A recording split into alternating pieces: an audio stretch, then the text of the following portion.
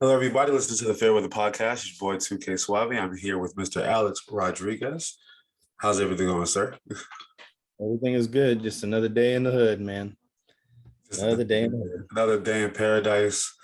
It felt like our last show, even though it was only a week ago, it felt like a month ago. I've had like this past week. It's my girl's birthday, and I've been doing so much just back and forth. It was like a five. I took 5 days off. Not I took the weekend off, and I haven't worked since last week Friday. So it's like I feel like I've been in a twilight zone. Also, have you ever had a full body massage ever?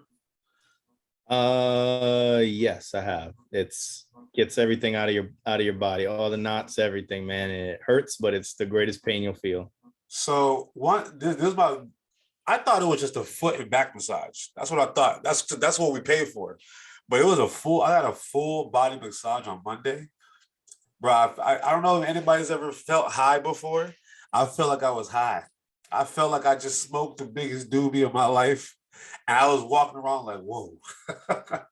Yeah, the first time I got one, my job would offer them to us Yeah, on certain days. I think it was like every 2 months they'd offer them for free, and it was like a 15-minute massage. And dude, I never liked massages. I never liked to be just like touched by another person. I was against it. But yeah, when this lady came in, like all the aches and cracks I had, it was like orgasmic, man. It felt yeah. great. I was like, bro, what is this feeling that I'm feeling? I did feel violated. He got the dude. I got a dude, man. He got too close a couple times. Like, whoa, whoa, you know what I'm saying? But long story short, I felt different after that massage. Like, damn, I can get used to this. So I'm about that massage life. Treat yourself sometimes, man. Treat Yeah, yourself. yeah, you gotta treat yourself. I've learned that you got, in this world that we live in, it's time, to take advantage of self. Self care is important. So For sure. that's what I've been up to at least. For sure. I'm definitely on that path too. So all right. So Obviously, let's All Star Weekend, we were up to that too. yeah, let's run it down the list of things we're talking about. So we're gonna recap All-Star weekend. We'll cover the different games that were played and the big game. We'll also talk about the horrible dunk contest that partook, even though my boy Obi Toppin The only was people who enjoyed the dunk contest were Knicks fans. I swear, every oh, Knicks fan. Hey, I okay, like that. I was cool okay. with it. All right, but to be honest, Obi's dunks weren't bad. The only thing that he didn't do was just throw it down with force. If he threw it Oh down with force, you'd be like, God, oh, but because everybody else sucked, that was that part sucked. horrid. But it was He a was bad dunk terrible. contest. Stop it. Please stop it. All right, so we'll discuss how we can fix the dunk contest. We'll get into the second half of the NBA season, big storylines, and then just open dialogue between us and talk about that. And then we'll look into the NFL season now that football's done and we don't know what to do with our lives. We'll talk about different things happening in the NFL right now with cryptic posts from Aaron Rodgers and is Tom Brady going to come back? We'll discuss the Deshaun Watson situation of him testifying and teams that may or may not want him. The Kyler Murray saga that's just getting drug out longer and longer. And then we'll do some predictions of where some big QBs that are free agents and available up for trade or have been talked about leaving their teams, where they may end up. And then for our fun segment, we're going to do bench one, cut one, start one, bench one, cut one, 75th anniversary. We'll do a guard, a forward, and a center. So let's kick it off. Let's kick in the All-Star weekend. Overall, I mean, I thought it was entertaining minus the dunk contest.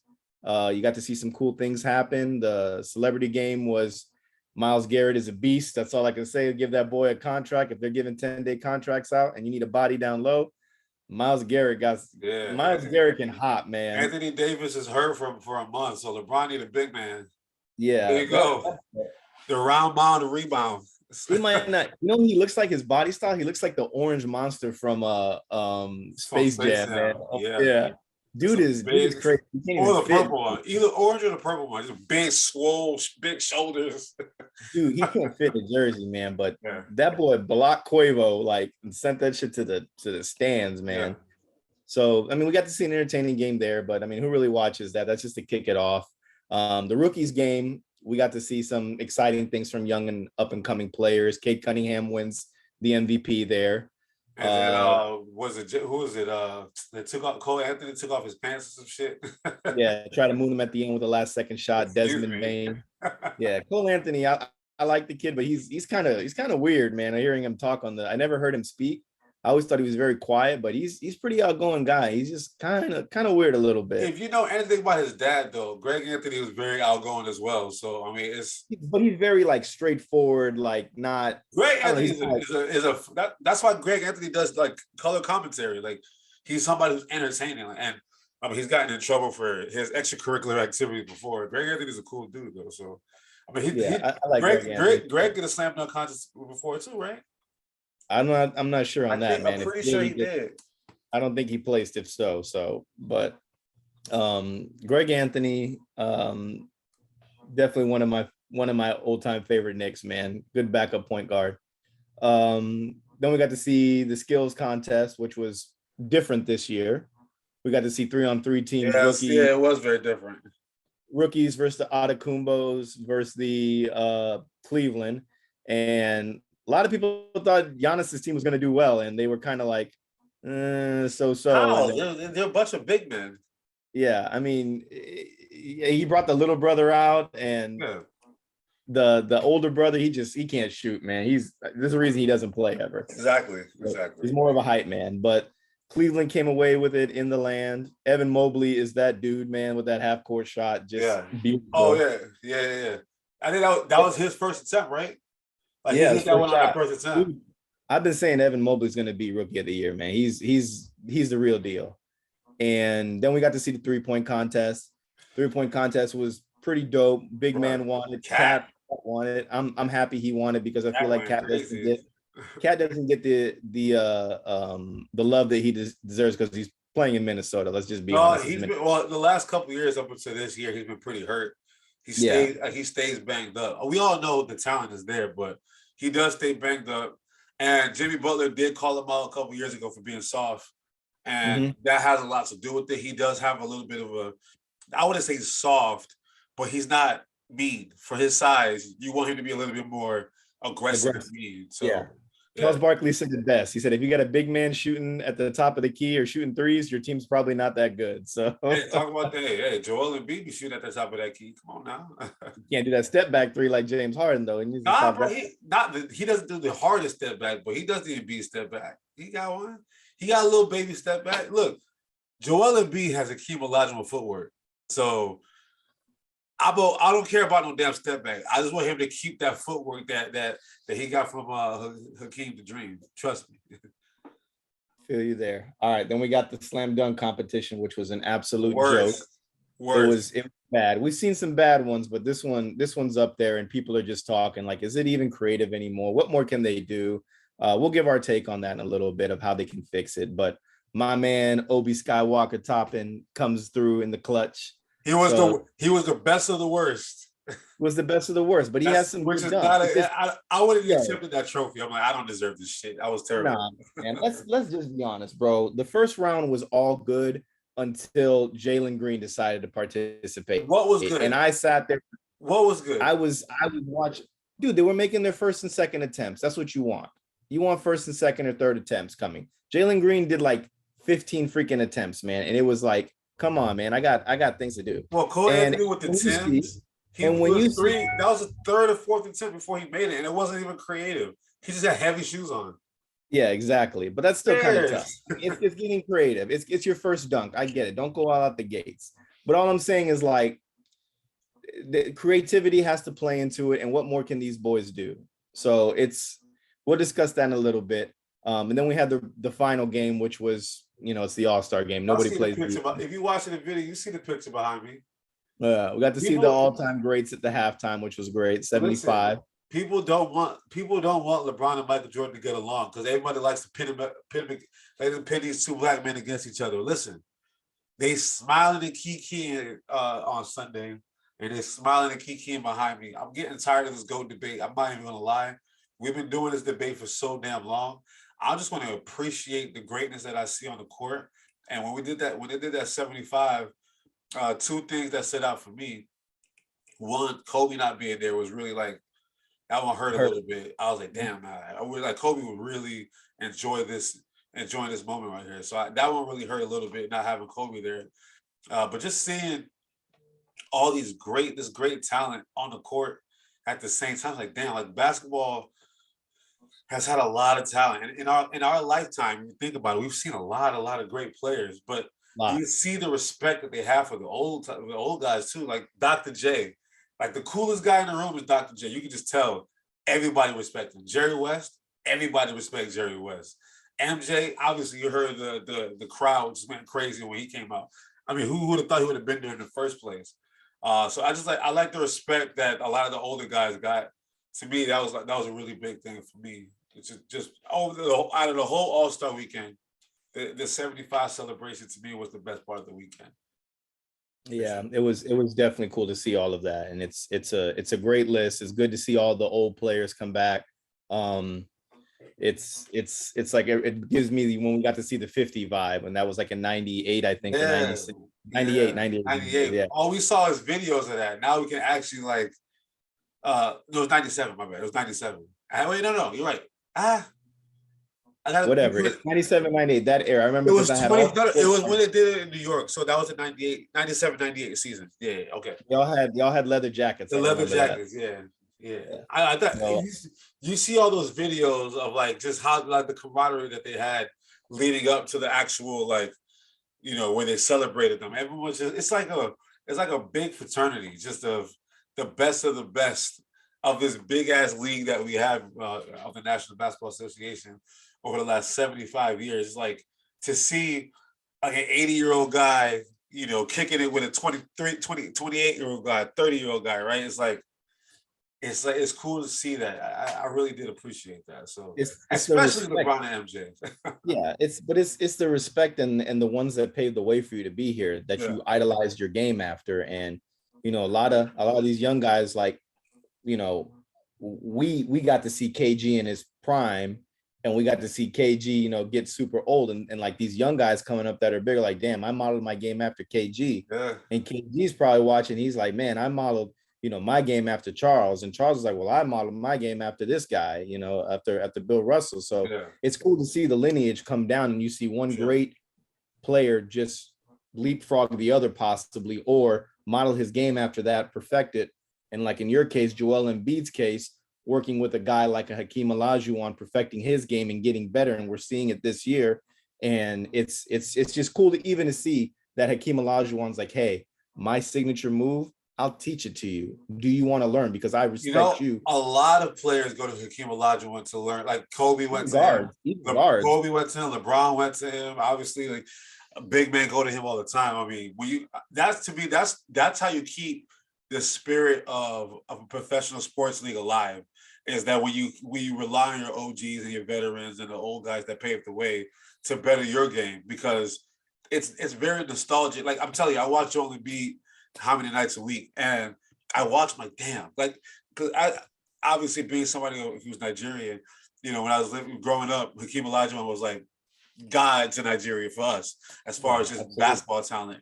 So seeing somebody, when I watched Joel Embiid, I'm like, damn, it's just like Hakeem, just the same footwork, great defensive player, block shots, just kind of just ahead of his time as far as just how he played Hakeem is what I'm seeing with Embiid now. It's just beautiful to see.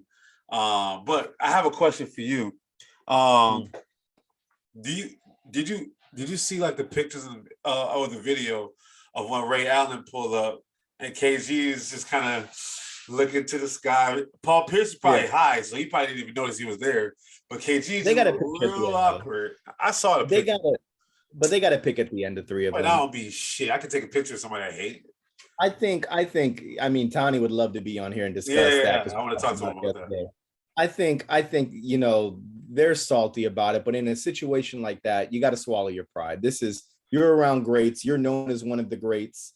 Like, swallow your pride and go out there, shake hands, dead it there if you have to. But I know they're not. But at the same time, it's nice to get the three of them together in a picture. I really appreciate them sucking it up for that one thing.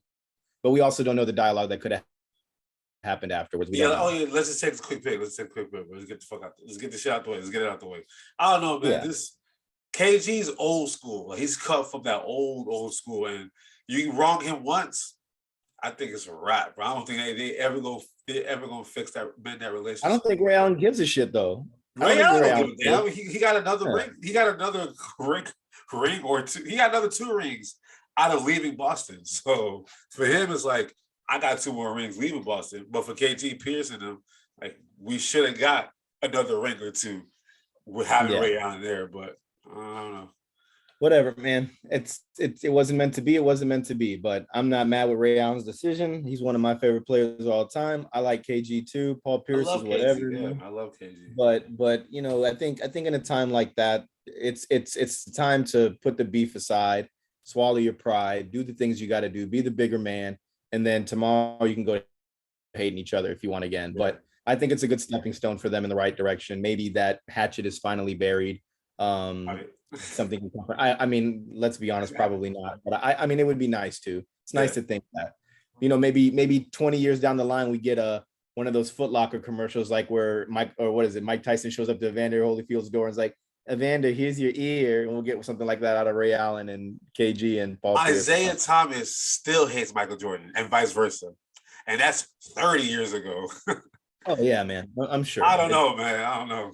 Yeah, there's just some players that the 90s were different though. The 90s were different sports. Like nobody was friends really, except for like a few. All right, that's a very false narrative. They were friends. That is a false narrative. They didn't have social media. That's all it was.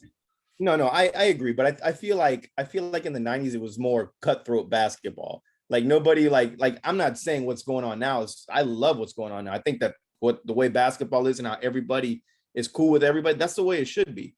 But in the 90s, it was like why it was quote unquote more cutthroat? Because they weren't getting paid as much. So like at the end of the day, nowadays everyone's getting paid handsomely. So it's like, whatever.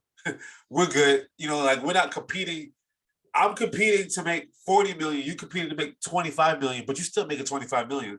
Back then, you were competing to make 800,000, and I'm competing to make 5 million. I'm gonna do whatever to make that 5 because that 800,000 is not gonna cut it for me. That's probably why. But this notion that it all goes back to like MJ. Oh, MJ never hung out with them. MJ used to golf with people, gamble with people, go to restaurants with people. But they make it seem as if MJ hated everybody and vice versa. Yeah. It wasn't like so. Like this whole notion that everyone in the 90s just hated each other. No. But what I will say is that back in the 90s, it was obviously more physical because they allowed it. But there were more enforcers. That's all it was. There were more enforcers. Like today, all we have is Udonis Haslem and the Morris twins. That's it. I don't know who else in the league is an enforcer. That's really it. Yeah, back then, you needed to have an enforcer on the corner. That's just how it was. You had to protect your best player. I think that's the only thing that, to me that's really changed is teams don't really have Charles Oakley's and Dale Davis's. And Dennis Rodman technically, they don't have Charles Barkley's, all of that, man. Charles Barkley wasn't enforced; didn't have to be an enforcer because Charles Barkley didn't have to be. But Charles Barkley had bark, man. Charles Barkley would put. Charles Barkley is 6'4", who get his ass.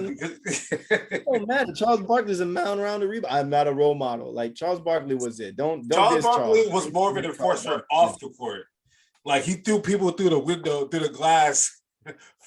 And like he threw someone through the glass in Milwaukee or whatever. That's different. Yeah, that's different. Yeah. But I mean, like, all the court enforcers, there was more of that back then. So, but this notion that people didn't hang out and they weren't friendly, that's bullshit. People were friendly. Oh yeah, no, absolutely. I just feel like the 90s was a lot more competitive. It could be because of salary, it could be because of pride, it could have been because of the era, it could have been the way the people were raised. It could be how the newspaper people edited the stories to make it seem, they hated each other. I watched a lot of bad. I mean, I'm not saying that. I watched it too. I'm a basketball historian. And Gary Payton was not taking any shit from anybody. Okay. Gary Payton was. Gary Payton. Obviously, talent different. Gary Payton's talent is way better than the guy I'm about to mention. But what is the difference between Gary Payton and Patrick Beverly as far as taking no shit from somebody? It's the same thing. Patrick Beverly's just not as talented as Gary Payton, but they were the same player. Patrick Beverly took no shit from nobody. Nobody. I agree. What's the difference? I'm not trying to debate this. I'm just saying. I know. My bad. This is my opinion. I think the 90s was and NBA players are coddled more now because of the rights that the NBA has to certain players, and people want to see LeBron because on the NBA players now are more businessmen. They're more business minded, and they're focused on their brand on top of playing basketball. But Exactly. it Times comes are with the changing. territory. It comes with the territory. It does. So we're just saying that I'm kind of right in a way, in a little bit. So But it's there's no shit that like I'm everyone. not It was saying like everybody was friends. the way They just spaced them together. Come on. exactly they did a freaking movie together. You think people were just hate? The people that they claim Michael Jordan hated and vice versa. Patrick Ewing, as far as like the New York Knicks, Patrick Ewing was in that movie, right? Larry Johnson was in that movie. Muggsy Bogues was in that movie. I'm sorry, this is the Eastern Conference. This is the Eastern Conference is all in that movie. So I don't know. It's just I always get offended when people make it seem as if basketball. I mean, obviously it's not the same. It's not the same, but it's not like it was like a war. It was like World War VI on the court every night. Like they make it seem as if we're not talking about the 80s. We're not talking about the 80s. They make it seem as if they had to fight through the frozen tundra to get to a championship. Like, nah, bro. It wasn't like that. The 80s was different though. The 80s, no. I would say the late 70s, because in the 80s, the 80s was different too. People get punched in the face, you get a one game suspension. Yeah, exactly. Yeah. Bill Laimbeer wasn't putting up with none of that shit. No, man. Bill Laimbeer, shit. I mean, even the thing about the 80s that even your best players were squaring up. Larry Bird would square up. Daryl Dawkins was square up. Shaq was not Shaq. Charles Barkley was square up. Look at Magic and Bird. Magic and Bird is like a beautiful love story between the two. They were the most competitive people. But they never squared up with each other. They never squared up, but they had respect for each other, and they're friends to this day, and we're friends then too. Think about what you just said. The two best players in the 80s fraternized with each other the whole time. They make it seem as if they had to hate each other for it to be competitive. They fraternized with each other. But like you said, media paints that picture because it makes a good storyline. Exactly. I get that. I understand that. I'm agreeing with you there. But all I'm saying is that the style of basketball that was played then was a lot more cutthroat. Guys were diving for balls, doing these numbers. Because the dude that was throwing elbows on was getting paid $400,000 a year. Now the dude that they want to throw elbows getting paid $2 million. I'm about losing that $2 million. That's a lot of money. That is the Morris twins. That's Morris twins. They throw it, bro. Morris twins. They're actually talented though, so they're allowed to throw bows because everybody still wants to pick them up. Exactly. You can hit threes and get rebounds. Oh yeah, come through. But back to the All-Star game. Team LeBron wins, still undefeated. Still. Steph has 50 points, all from threes, minus 1 2-pointer. And can we talk about Steph real quick? Yeah, we have to, man. Right. We really have to. You know how last year I had to apologize to him? This dog. They did the top 75 ranking, I think, on the Athletics top 75. They had him at 13. I'm cool. I'm comfortable with him being a top 15 all-time player. Yeah, I'm comfortable with it. I'm very comfortable with him being like I mean, every time he shot the ball, I'm like, that's going in. That's going in. That one's going in too. Everybody knew it. LeBron knew how is this man shooting, turning full around, knowing for a fact that the ball's going in? That is, bro, when they talk about the greatest shooter of all time, I think that's like disrespectful. I feel like that is not enough praise to give him for how great of a shooter he is. I couldn't make an argument for anybody anymore. It's in the book, bro. The All-Star game solidified that because you go to the All-Star game to be entertained, see all the celebrities, have a great weekend. That's what's in party. That's the point of NBA All-Star Weekend. And if anybody put on a show for you, it's definitely Steph, man. Bruh. That kid. Oh God, bruh. It was like. You know how you watch like a home run derby. He's like, damn, that shit. Like everything's just it's like back, gone, and everything is just long ball. It's beautiful to watch. That's what it feels like when you watch Steph Curry, because it's all home run shots. It's all pulling up right in front of half court, pulling up from 30 feet, pulling up from the corner, turning around. It's all home run shots over and over and over. So when I watch Steph Curry play, especially in a format like an All-Star game, it's like watching. What was the best home run derby you ever watched? That one with Josh Hamilton. That was about to say. When Josh Hamilton was going, I was like, God, leave.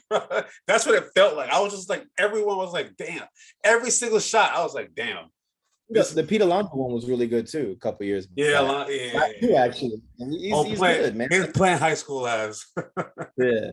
But I mean, it's entertaining, and I think the All-Star game never loses its touch, in my opinion. The People show format, out. the new format that they went to was perfect. Happened that every quarter, whoever went that quarter, money goes to I like charity, that too. and then the Yeah, fourth quarter, because for whatever every year the fourth, like they end the third quarter close enough where that 24 points to get to that final score.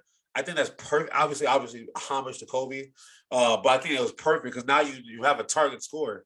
Because at the end of the day, the All-Star game is a pickup game. It is a pickup game, and in a pickup game, you get your guys off the bench or off the yeah, sideline. you do a draft basically. I pick you, and then you have a target score. So, and to me, it's so cool that they do that because obviously we're going to talk about how to fix the dunk contest, but like how to fix other like Pro Bowl and stuff like that. Like I don't know what the Pro Bowl needs to do, but baseball has it figured out because there's implications to it. The thing about baseball though is that it's harder to get hurt playing baseball. So they're a little bit like, whatever, just go play baseball. Basketball, you can get hurt, but it's not like you're gonna tear your ACL in a pickup game The every only time you scary thing play. in baseball, the only thing scary in baseball is the pitcher. That's the only guy I'm scared about really out there for the Yeah, most part. yeah. I mean, he's throwing But, heat. but I get what you're saying. Yeah. I get what you're saying. So He's not out there for 3 innings. He's out there for a half an inning. Yeah, or an yeah. inning. He's not there for more than you know what I'm saying. And then hockey, I don't know. Hockey be doing some weird shit. They did 3-on-3. They did all this hockey. I don't know. I don't even. I haven't seen a hockey All-Star game in a long time. And then the Pro Bowl, obviously, they need to do something. But I feel like with basketball, it was starting to get uncompetitive, like for a few years. And I was like, damn, man, the All-Star game of basketball is gonna be it's terrible now. But now that they have the incentive where you're doing money for a charity, and then that fourth quarter has a target score. It's driving ambition now. There's way more. And at the end of the day, you have 24 guys on the court who are all stars. So the score is typically not going to be a blowout. Like you have the best players in the world. Back in the day when it was East versus West, it used to be blowouts because every now and then the West will have 12 guys who are the top 12 players in the league. And that's just how it was. And the East will have, remember the East would have the Atlanta Hawks at 4. It was like Al Horford, Kyle Korver, Jeff Teague, and Paul Millsap. I was like, what the hell is this shit? They're not all stars. You forgot Joe Johnson, man. You forgot Joe Johnson in that one. Was it Joe in that one? It was Joe Johnson, Josh Smith, Al Horford, and Jeff Teague. I think they did it again with another 4, if I'm not mistaken. Yeah, I gotta look back. But at that time, when it was East versus West, it was like, oh my God, the West about to blow them up by 40. But now that's when Atlanta was first in their when it was LeBron said, hold my beer real quick. LeBron swept their ass. Oh my God. LeBron said, come on, man. Why y'all wasting my time? But anyway, because I'm gonna get to LeBron in a second, obviously, for obvious reasons. But the fact that they have like the target score, I do find that pretty dope. Now, obviously, the game is played in Cleveland. We just praised Steph Curry, who was born in the same hospital as LeBron James. But for all the great shit that Steph Curry did in that game, the ball had to come down to one man. One man. He knew Michael Jordan was watching somewhere. He's like, you here? I bet I got to give you something. When he called for that ball, licked his fingers like, oh, I'm about to cook Zach LaVine. Hit him with that little fadeaway back at home in Cleveland. I was like, damn. I hope LeBron James finishes his career with the Cavaliers. That's all I was thinking when I was watching that. I was like, he needs to finish his career back in Cleveland. He has to. It would make sense. It's so funny, man. It's so funny how many times I go back to Cleveland, but it's home, man. It's home for him. Hey, at the end of the day, it's like that girl that you grew up with, and no matter what, it's like loving basketball. You grew up with her, Sanaa Lathan, all this time. You bounce around, but at the end of the day, she's home. You know, like Cleveland is home. Like at the end of the day, LeBron James is going to paint a beautiful love story about basketball and his love to Cleveland because he does so much for the community, and that's home for him. And for him to get the game winner in Cleveland, it was great. Also, his press conference when he was like, Cleveland's up and coming, man. They have 2 stars in Garland and Allen, and then they got me too. So I mean, like that shows how much love he has for the city and for his team. So even though he's a Laker, like we all know he's a Cavalier at heart. Like At heart, no matter what. Yeah, no yeah, matter what, he's he's a cat. going in the Hall of Fame. He's going in the Hall of Fame as that. He's not going as the Heat. So sorry, Miami fans. Like Yeah, yeah, he'll yeah. be there as a Cleveland fan, as a He's going Cleveland in as Cavalier. a Cleveland Cavalier. No matter how many rings he won elsewhere, he's going in as a Cleveland Cavalier. Now, I did see something the other day, guys, because we're starting to get to that point in which we're counting down the days of his career. Obviously, he wants to play his last year when his son is there. His son, I don't even know if his son's all that good, to be honest with you, but hey, that's what he wants. But so obviously getting close to that. All right. Do you feel like, obviously there's a lot of talent in the NBA right now, but do you feel like there's a guy not named Kevin Durant? Because I feel like Kevin Durant is getting close to his end too. I don't think Kevin Durant gonna play till he's 40. I think Kevin He can't Durant. stay healthy, man. I He's think always Kevin Durant got a couple more years. Like, I'm done with this shit. Like, one more injury. You know how Kobe had way too many injuries towards the end of his career. He's like, I'm done. I can't do this shit no more. But Kobe at least made it to that 20th year. But with KD, I don't know how many years he has left in him. So I was reading an article. Like, do you feel like we have that guy that LeBron could pass that torch to? Like, is it Giannis? Is it Luke? Like, who do you think? Do you think we have? I feel like Giannis is that guy. I feel like Giannis is just like retire, man. Retire so I can be good. I feel like Giannis is that dude. You know what the pushback I heard? I hear all. I don't believe in the pushback. Your boy even said it too. Your boy that you love, Stephen A. Smith, Man, because he's foreign. He's a foreign-born player. So I don't know if he will be embraced the same way Magic Johnson and Larry Bird was, the same way Michael and Kobe and LeBron was. Do you think that could be an obstacle for him? I think it could be, but jersey sales, I think he's third in sales. That's pretty high up on the list behind Steph and LeBron. So, or is it Steph? I think Steph's got a few more years left in him too. He's no spring chicken either. I think he's got a solid like 4 or 5 in him to go. But I think Giannis gets the torch after this. And then after that, I mean, there's a lot of exciting players to see in the league. And I love the talent that's coming up. Don't get me wrong. John Morant is exciting. Jason Tatum is exciting.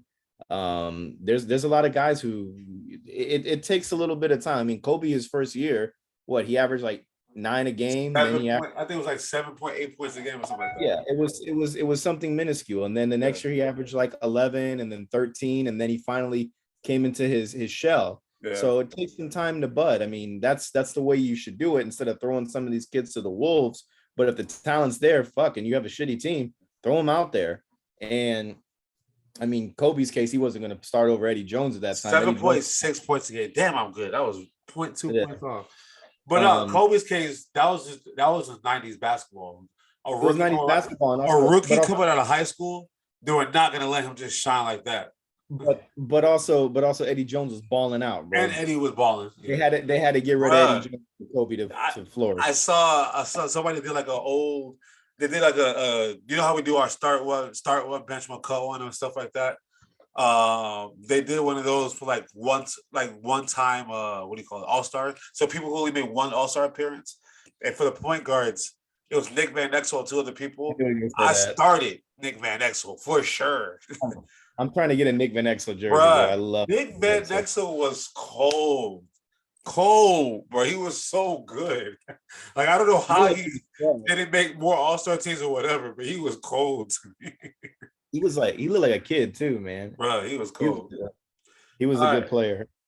But I think the state of the NBA, I mean, it's hard to have another LeBron James. Like you said it best in the beginning of the show. We've been blessed to be in an era where we've seen such great talent. Yeah. And we have to appreciate that as fans, because I mean, I got to see Michael Jordan budding into his career, and then my start to love basketball was right there and then. It just so happened he had to keep my Knicks all the time. But other than that, it was amazing to see. The guy was a human highlight reel every game. He didn't disappoint. He didn't have a game where he scored 4 points a game. He didn't have a game where he has all these iconic games, the flu game, you mean the hangover game.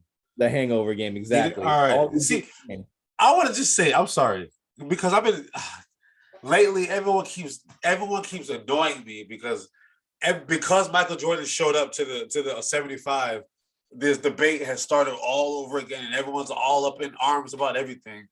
I'm like, look, and I've been saying this for years. The way the media was in the '90s, Oh they yeah, definitely. romanticized everything because there was no social media. There was no No, they did. 24-hour debate shows. There was no Undisputed. There was no First Take. There was none of this shit. But whatever you want to call it, the flu game or the hangover game, the man still went out there and did work regardless. No And matter what it was, I don't take away from the fact that LeBron and Jordan are 1A and 1B how I see it. Okay. Michael Jordan is one.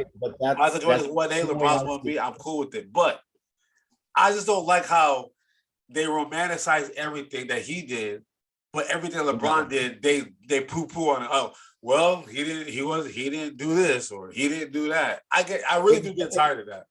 It's like when we talk about the Tom Brady effect. We compare everything to Tom Brady. Like, is he like? Is this like, that's see what I mean? That's the problem. That's the problem. Is that, I said the next generation of quarterbacks are screwed. They're screwed forever. For the next 25, 30 years. Because think about it. You know how we don't talk about Bill Russell anymore? He has 11 rings. We don't talk about him anymore. But two generations ago, everyone talked about Bill Russell. Of course, right? Eventually, no one's going to talk about Michael Jordan like they do now. But we're about like 35 years away from that happening. But these next 25 years for Tom Brady, anybody after him, it sucks. And that's what LeBron is going through. Kobe went through. A lot of these great players. Well, Jordan would have done this. Jordan did that. Jordan played with the flu. The comparison is a bad comparison. Yeah, I hate comparing legends all the time. My brother, let them all be great. There's nothing wrong with them. I agree. Like, there's different Greek gods. Like, let him be. There was this guy, that guy. Let this guy be that. And Michael Jordan and LeBron James, in my opinion, too. 1A, 1B. You can put wherever you want where. Yeah, whoever you want to put, I don't care. Like, I really don't care. Like, I personally don't care. Like, for me, they both dominated the game that they played in the eras that they played. Yeah. And for the most part were finishers, man. It just so happens LeBron James had to go up against Steph Curry and the Warriors, but he got it done one time. But other than that, like, an entire hurt team, and he averaged like should have been the MVP that we know.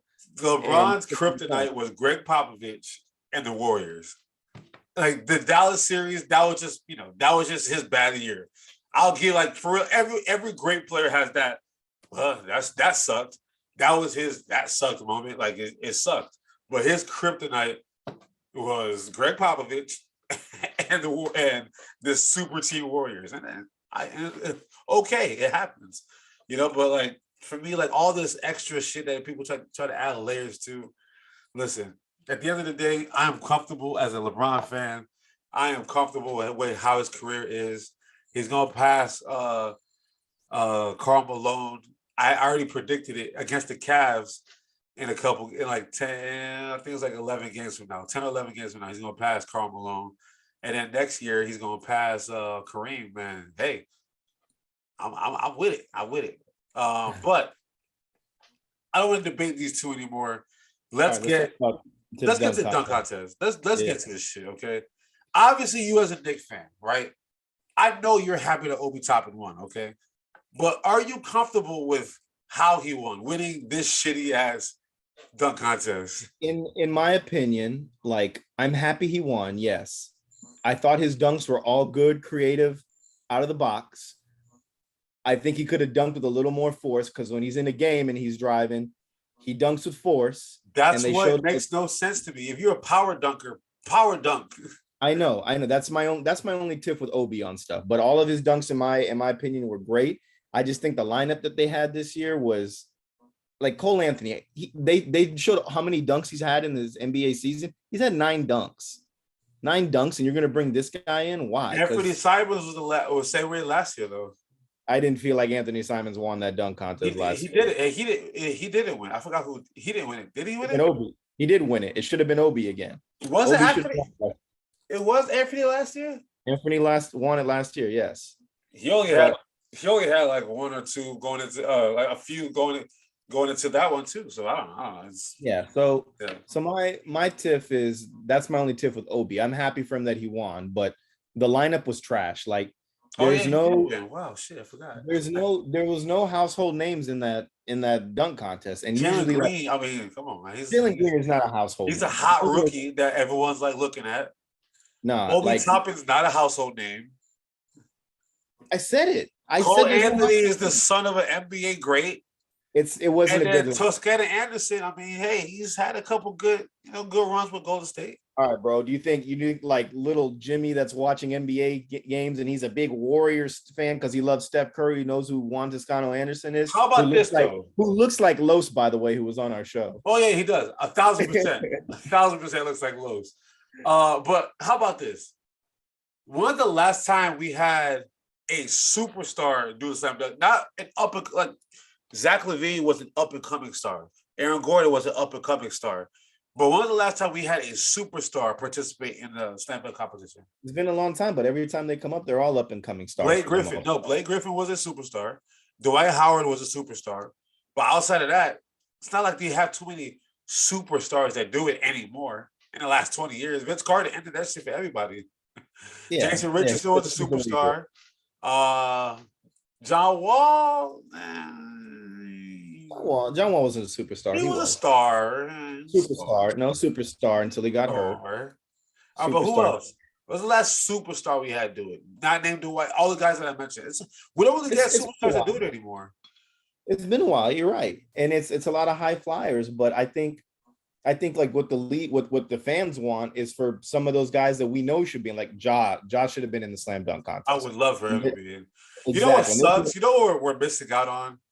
We're missing out on Zion Williamson. Like seriously, his career, the way we hyped him up as fans, his career has been a waste, and it's like very disappointing because I think if Zion would have done it, Ja Morant would have done it, and then we would have seen Zion and Ja Morant do the same dunk competition. That would have been very entertaining. That would have been excellent, yeah.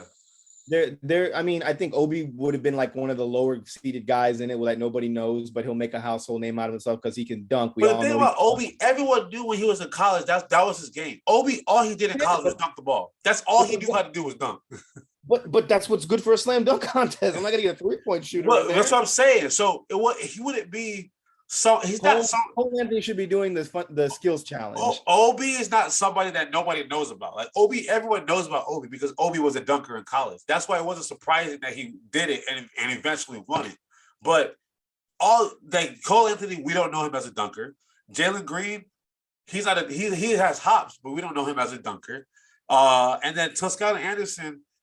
I only know about Toscana. One nice dunk out the year. All I know about Toscana Anderson because he plays for Golden State. If he played for Toronto, I would have never heard from him in my life. So absolutely. No, I feel like there could have been better candidates, and I feel like in my personal opinion, I think like some of the big guys should step up and be like, all right, let's fix this, man. It was bad last year. Let's give the fans what they want. But they're not going to do that shit. They're getting paid the king's ransom to play what they love. So why go do that when you don't have to? Because I think we live in a world where people are so afraid to fail. That's why. And I can speak on that. I have a fear of failure. So I understand that. But like you think about some of the best dunkers we have, Ja Morant would be perfect for the dunk contest. His excuse was like fear of injury, I think he said, or something like that. I just think he don't want to fail. Like personally, he has had hip injuries too. So maybe that could be it. But I mean, I don't know. It's weird. Like how to fix the dunk contest. Step one, get superstars, right? But we thought the dunk contest was dead. And then Zach LaVine and Aaron Gordon stepped up and did it. Exactly. We thought it was dead. And then Zach LaVine and Aaron Gordon came and gave us classics. So it's not like, and people keep saying, well, every dunk has been done. Well, listen, it doesn't matter. I watched Zach LaVine and Aaron Gordon, and I thought that was the first time in my life since Vince Carter where I was like, damn. Like, I saw Blake Griffin jump over a car. I was bored. I saw Dwight Howard jump from a Superman cape from the telephone booth. That was boring too. Nate Robinson take 50 attempts to jump over people. That was boring too. The last few that I've seen in the last 22 years, Vince Carter, Zach LaVine, and Aaron Gordon. Like, that's how the gap has been. But what you need is 4 guys who are just like legit solid dunkers, right? And every year they keep doing different things with the rules. Like sometimes you got 30 seconds to do your dunk. Sometimes you get two failed attempts. Sometimes you get 5 failed attempts. I think they need to have a standard where, because the problem about the dunk contest is that if you allow somebody to have 5 failed attempts, if they go up in the air and don't actually attempt it, it doesn't count as a failed attempt. So to me, you give 5 failed attempts really means like 50 failed attempts, because you can jump up in the air and I'm not going to do this one. So to me, it should be on a time limit, because we live in a world where our attention span is very low. It's horrible. We have 15-second Vine videos, 6-second Vine, 6-second Vine videos, 15-second TikTok videos, 10-second Snapchat videos, 1 minute Instagram post. I get where you're going with it. Like, you see what I'm saying? Yeah. Our attention span is horrible. So we need things to be captured quickly, right? That's how you get a better slam dunk contest. So instead of doing failed attempts, I'm like, look, you have 30 seconds. You have 30 seconds. And you have to get it in 30 seconds. That way it's like, or 45, whatever the seconds you want to do. That way, if they don't get it in that time frame, they're gonna do some random dunk. But at least it's not like, it's where it's all just miss. It needs to be, got it. You know what I mean? Because at that point, you're gonna be more willing to do a dunk that you know that you're gonna be able to do. And no matter how it may look basic, but if you know how to dress it up and make it look nice, a basic ass dunk done in 30 seconds is better than 4 attempts to do the craziest dunk you've ever seen.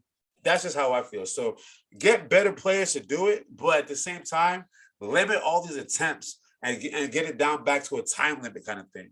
Also, incentivize them a little bit better so that you can get the John Morants to want to do it and get the Zach LaVines. And I mean, bro, Zach LaVine and Aaron Gordon, you know, that was beautiful, bro. That was beautiful. Aaron Gordon's been robbed like 2 times. He's been robbed twice, and still, it's like, Aaron Gordon is the best loser in slam dunk competitions I've ever seen, and he got Dominique Wilkins who lost a couple, but he another one, best loser I've ever seen. So it's like, I don't know, but the attempts, I think the attempts thing is stupid. That's where it's going wrong. It is. When Jalen Green stepped on that court, I was like, yo, like, is this gonna finish anytime soon? Because if you think of it, the slam dunk contest is like the home run derby. It's the home run derby of it. Like, it's the most exciting thing you're supposed to see. But the last couple years, it's been like, okay, let's keep it real. What's more exciting, 3-point contest or the home run derby? I mean, a 3-point contest or the slam dunk competition? 3-point contest now. That's the next step. Step 3, put the slam dunk contest right before the 3-point contest. Seriously, the 3-point like, we live in a world where Steph Curry made the 3-point ball fun to watch. Like, the viewership has gone up because Steph Curry likes to shoot threes. So people like slam dunks, but they don't really care to see slam dunks anymore. My girl's watching the 3-point competition like, wow, this is great. She was watching. My girl does not watch basketball, right? We were watching the All-Star game, and she was seeing all the threes that Steph Curry was shooting. She was like, wow, that's entertaining. Wow, that's cool. Because Steph Curry's shooting threes. So step 3, move the 3-point competition to be the last, and let the slam dunk contest lead up to the 3-point competition. And then in the 3-point competition, you're not going to have people scared to do that. You're going to get your Steph Currys, your Klay Thompsons, your Zach LaVines, your superstar players that people actually know who are willing to do that. Rather than the slam dunk contest, you're getting rookies that you never heard of, you know, bench warmers, etc. So those are, to me, the fixes for the slam dunk competition. I agree. I really have no fixes for it. I just think they need to get better players in there, people that people know and will be hyped. But the thing about better players, like, they might not be that creative. So, like, what's the point of having better players when not creative? That's true. I agree, but I think at least one in there. Like, there's no reason Josh should have been in there. Like, Ja is a human highlight reel every night. He has the most highlight reels of not making dunks of anybody I've ever seen in my life. But what did you just say? He hasn't made any of those dunks. I know, but he still makes the highlight reel for something like that. He goes up with authority. That's the thing. Yeah. So we know he's a high flyer and he can do it, but I mean, at the same time, he's also contested on a lot of them. So there's no contested in this. Just need someone to throw up and watch him just yam it down on somebody. Yeah. So I don't know. Like they have to get more creative. I think what you just said, though, is probably the best way to do it. Hey, this is a dying thing. Let's try and spark it a bit, and let's put it, before the 3-point contest now. Right. Yeah. Because now the skills challenges changes all the time. It used to be all the time. And then the big men got involved, and then they did like the 3-on-3 now, and that was I like that. I like that a lot. That was cool, even though the favoritism to Antetokounmpo, but like that's fine. I had no problem with it, but it was definitely very entertaining to me. Like I would have loved to see like if they wanted to do the Rooks versus Cleveland versus the Vets, I would have been fine with LeBron, Carmelo, and Chris Paul going out there and doing it. Nah, they're too cool for that. Oh, I know that, but it would have been funny for like their last hoorah together or something like that. But they gotta fix it. It was dreadful watching that, man. I remember I was just like Obi-Wan, and I was like, but at what cost, man? Like it was so boring. There was like no competition for them. They couldn't land anything. The first round was entertaining to me until Jalen Green came, and then second, and then the last two was just like I lost interest. You lost me. Even Shaq, they put the pictures of Shaq up there, like Shaq with the camcorder back in the day when Vince Carter, and then now he's just like, bro, I have my weighted blanket on, just laying down on the couch. Normally, the weighted blanket would have been thrown off. I went in the air like, oh, the whole time I'm like, oh my God, boo, boo. Bro, I never booed so much in my life, bro. I was so ashamed of the NBA for that moment. Like, because like everyone's watching. I know like that's a slam dunk competition. That's what people want to see. Everyone's watching, and it was a shitty performance. So that part was disappointing for me. Chris Tucker don't show up, but he show up to All-Star games, and if he wants to, he does. What I gotta see this for? You gonna be mad, man. Yeah. You don't want to see that shit. Yeah, man. This well. Very disappointing. NBA, listen to us, please. Get some tips. So, yes, all right, let's go. Let's talk about second NBA half of the season. So, open dialogue. Just talk about big storylines going on. I got one for you. Go. Kyrie coming back, like I said, was going to happen. Well, listen. There was no way that mandate was going to last a whole season. So, and I always said, wait it out, just wait it out, and eventually New York will be like, all right, whatever, just play. Because Adam Silver made a good point. How is it that you can have people from out of town come through who are not vaccinated and play at Madison Square Garden or at Barclays, but just because the guy works for the team, if he plays for the team, he can't play? Like, who are we protecting at that point, right? So, when I got to that point, I was like, I've been thinking, but the thing is that I've said that since November. I was like, bro, what is the point of this? If I thought it was, if you're going to have that mandate as a state with the arena, anybody who is unvaccinated should not be able to play in that arena, not just the employees of the team. I thought that was a weird rule. That was a weird rule because they let fans that weren't vaccinated in. How you let fans in, players from opposing teams in, but not your own guy. I thought that was kind of weird. So I knew eventually that mandate would get lifted. So now, first storyline, Brooklyn. They got they signed what's his name? Dragic. Bro, when they signed Dragic, I was at lunch. I was at Cooper's Hawk. That was yesterday, right? Yeah. No, 2 days ago, Monday. I was at Cooper's Hawk eating my Must be nice for a Monday to be eating at Cooper's Hawk, huh? Hey man, I was off. As I said, I haven't worked since last week Friday, man. I was off. I was eating Cooper's Hawk, drinking my champagne, eating my my flatbread at the time. It was an appetizer. And then I looked and I saw the thing come across the ticker. I was like, damn it, the Brooklyn Nets are winning the championship this year. Then 2 days later, I see mandate about to be lifted. I'm like, damn, the Brooklyn Nets are winning the championship this year. So my storyline number one is, who's gonna stop Brooklyn in the East with the fully like? Obviously, we don't know what KD's situation is with his Achilles, but I think KD is fine personally. So with a fully healthy roster, who is stopping Brooklyn in the East this year?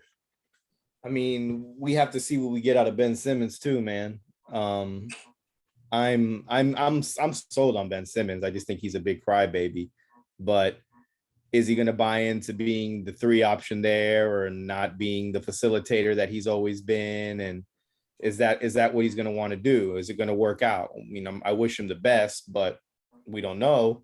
I honestly think that Milwaukee's got a chance still, man. Milwaukee, like, don't sleep on them. They're a team that plays with a lot of heart, and Giannis, like, Giannis gets better and better every year, man.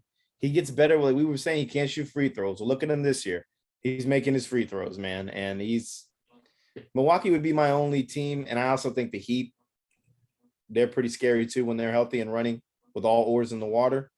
But yeah, Brooklyn, you got to be scared of them with Kevin Durant just alone, man. Anywhere Kevin Durant is a scary sight. The Slim Reaper, man. If Ben Simmons is willing to be Draymond Green, like I've been saying, he needs to be.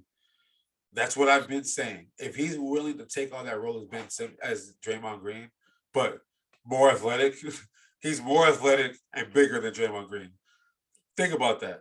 If he's more athletic and bigger than him, and if he's willing to accept that as his role, which I don't see why he wouldn't accept that, I don't know who can stop Brooklyn. It's like the trade now that we're removed from the hype of the trade, we're now like a week and a half removed from it.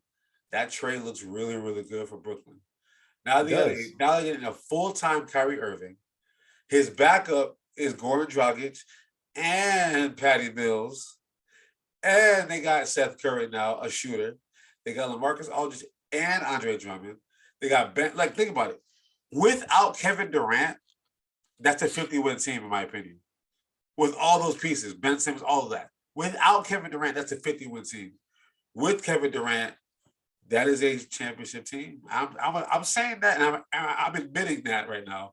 Whereas, as much as I don't want to admit it, because it's paining my heart, that is a championship team, and it's scary because like Miami is good, but they're not that good with Brooklyn. Like with that kind of team, they're not that good. As great as Jimmy Butler is, as great as Bam is, as great as a Coach Spoelstra is, they're not that good. Milwaukee, I could give Milwaukee a shot because to beat the man, you got to beat the man. And Giannis is playing on another level, and nobody in Brooklyn can stop Giannis.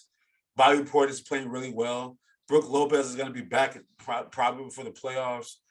But when you really look at it and peel back the curtains, last year, Brooklyn could have easily won that series without Kyrie Irving playing, without James Harden playing 100%, and that was last year. James Harden playing with a bum hamstring and no Kyrie, and all Durant needed to do was have a smaller shoe, and they would have beat Milwaukee last year. So, I think playoff basketball is also different. When we get to the playoffs, a lot of like these teams get more scrappy. Like we saw the Denver Nuggets go really, really far one year. So all I'm saying is that if Brooklyn gets into the play-in, you should be very, very fucking scared. Brooklyn's not going to be the plan. They're going to move up the standing. Look, they're only like five games back in first place. I know that, man. I'm aware of that. But I'm saying, like, if things don't tick the way we're talking, or the way that sounded very weird, tick the way we're talking. If they don't tick the way that we are painting this picture, and they end up in that play-in, that's got to be the scariest play-in team you got to see right there in my books, because Kevin Durant ain't going out like that. That team is not going out like that. There's too many superstars on that team. 7 games out of first place, they will be in the top 3 seed. I believe they will too. Just scrap the play-in idea altogether. Trust me, they'll be a top 3 seed, top 4 seed at the Cleveland. Let's look at it right now. Miami number 1, Chicago 2, Philly 3, Cleveland, Milwaukee, Boston, Toronto, Brooklyn. Who do we trust out of that 8? I trust Miami. I semi-trust Philly, and I trust Milwaukee and Brooklyn. Yeah. So that's it. And those are the Chicago. Great story, fantastic story. DeMar DeRozan, MVP candidate. But Chicago, they'll win the first round and then be bounced in the second round. Plain and I simple. agree. Like, it's just plain and simple. They'll be bouncing the second round. Cleveland, they're not supposed to be this good. They're young. They might not. They might be a playing team by the end of the year. Who knows? So Cleveland can't trust it. Boston, they got hot recently. Still can't trust that either. Toronto, another young team, can't trust it. Brooklyn, bro. I don't in the East, bro. I don't know who can stop Brooklyn, bro. Like I would love to say Philly can. Oh no, there's, I would love to say we there's can do three it. teams. There's 3 or 4 teams in the East, man. That's it. Everybody else is just can we get in? Can we do this? Yes. So that's my story. What's the storyline that you got so far? I really don't have any, man. I would just say we talk about it all the time. The Lakers, man, not making a move at the trade deadline. Do you believe in that beef about Pelinka and LeBron? You think that's just the media? I think that's a media thing. I think Clutch Sports probably said something, and then a guy in the journal was like, "Oh my God, we've got something for social media," and ran with it because I mean, what's it? Rich Paul showed up with Adele at the All-Star game. He was good. Power couple. Yeah, power couple. Power couple. I think when a guy like Dragic pops up, I feel like the Lakers should have pounced immediately. That would be a guy. I don't get it. I don't understand that one bit. That's a guy you need to pounce on right there and get him over there because he's not a bad guard. He just can't go left very well, but he's a solid guard. Yeah, that's a very good point guard. To be a backup, that's a very good point guard. I would start him. I'd start him. Yeah, but listen, Russell Westbrook should come off the bench. How I feel, Russell Westbrook should 1,000% come off the bench, but the Lakers are too scared to ruffle that feather. I don't know why, but yeah, I'll start Dragic over him, and not to say that he's a better player than Russell Westbrook, but if they would have went and plunged and got him, Russ could be in his second unit. Perfect. That, to me, that's a perfect situation for where he's at in his career, and where he's such a great player. I mean, we saw Carmelo Anthony go through it. The idea of coming off the bench is like, what do you mean come off the bench? You know, you remember that press conference he did with OKC, and he was like, in the beginning, like, I heard bench. He looking laughing like, I ain't heard no good come off the bench. So, but Melo eventually has accepted that as his role, and he's probably one of the better bench players in the league.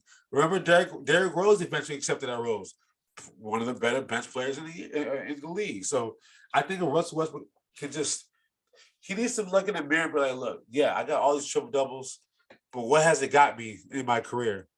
An MVP?